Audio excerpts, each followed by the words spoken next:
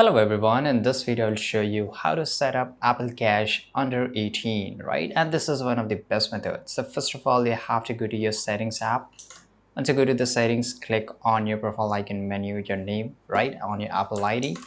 And once you click on here, scroll to the bottom, you will find this option of family sharing. Now click on it. Now once you click on it, you will get this option of continue if you're doing this setup for the first time. Right, now here you have to create a child account. So let's create a child account right now. And once you create, we have to enter the name and the last name, date of birth, and click on verify you're adult. Right, now here you have to enter your parental concern, right? So basically you can just provide your or give a consent to create this child account, enter the security code of your card, and after that CVV number. Right, if you don't want to add it, it's fine, you don't need to add it.